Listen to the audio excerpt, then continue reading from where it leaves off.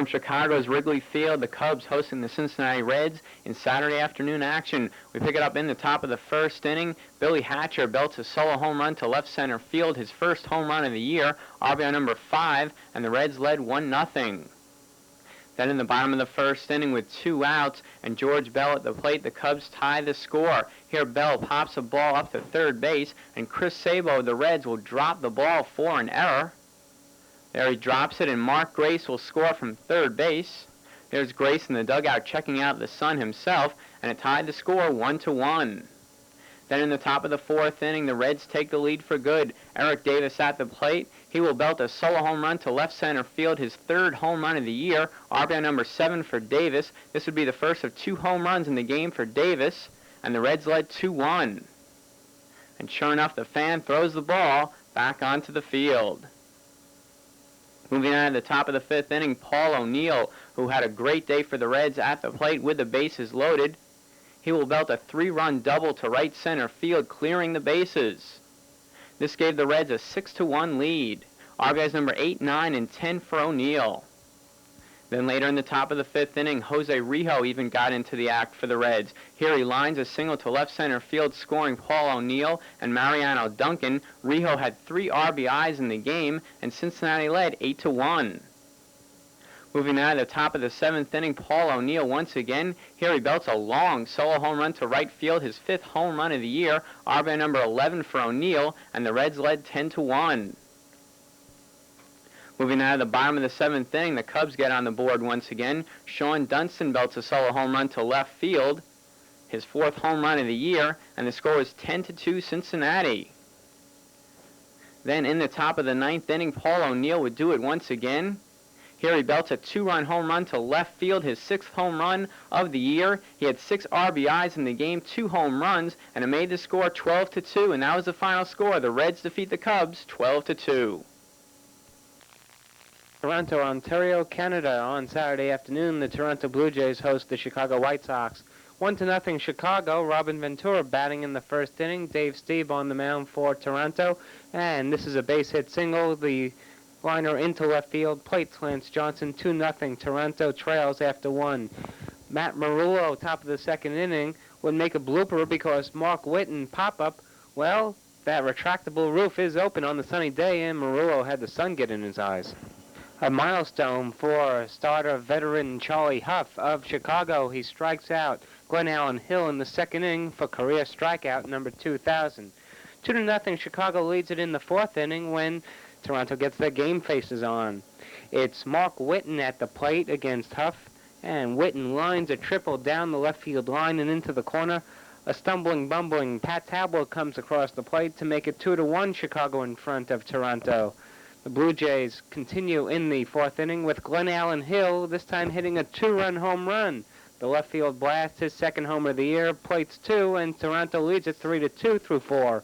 Bottom 5, Ron Kokovice, the catcher for Chicago, forgets to catch this pop-up of Joe Carter, and a run scores. Ed Sprague crosses the plate, and it's 4-2 Toronto through 5.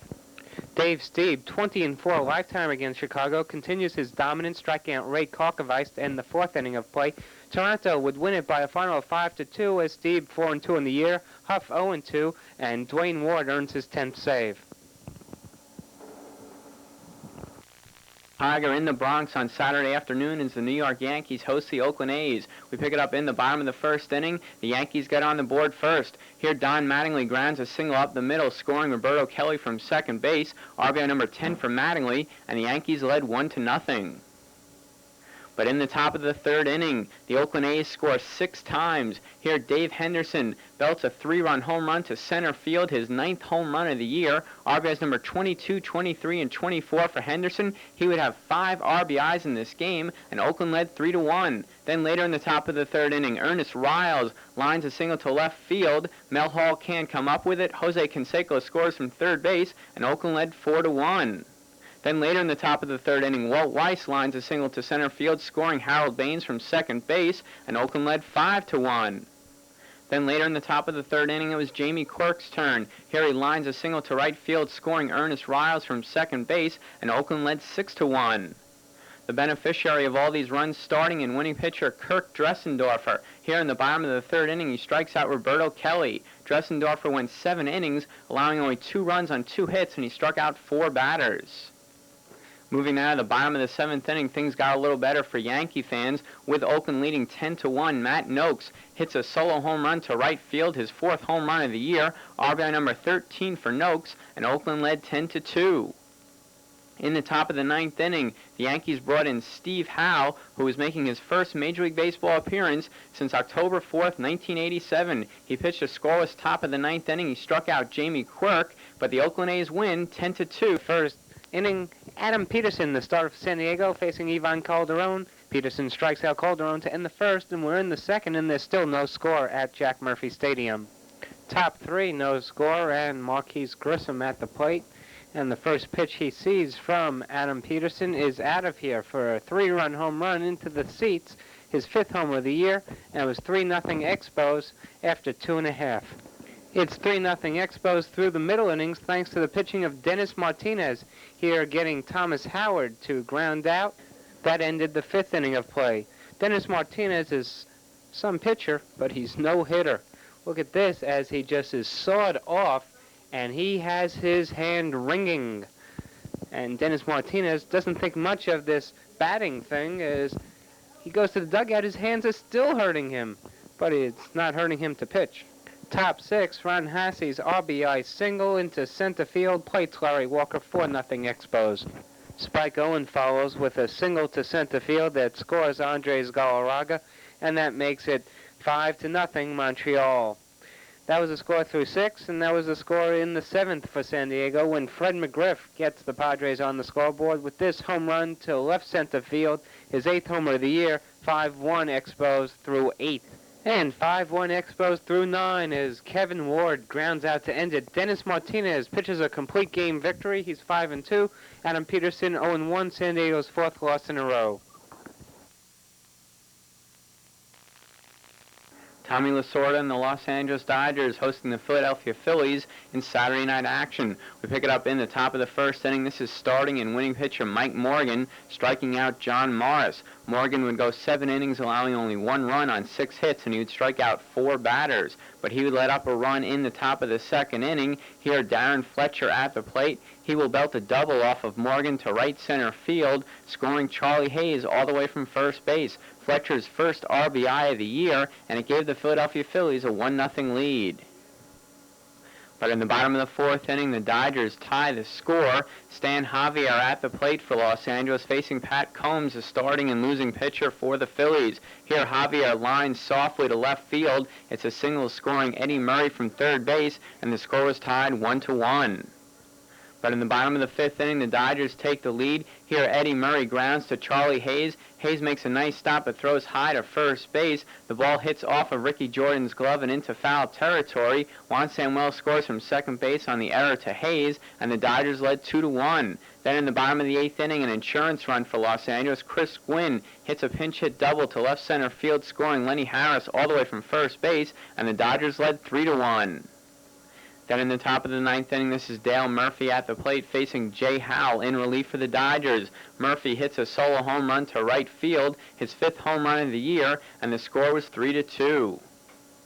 Then later in the top of the 9th inning, a funny play. Charlie Hayes at the plate for the Phillies.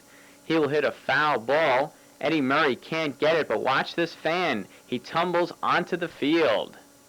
But as we soon will see, this fan was not hurt, and he would go into the crowd and celebrate with his friends.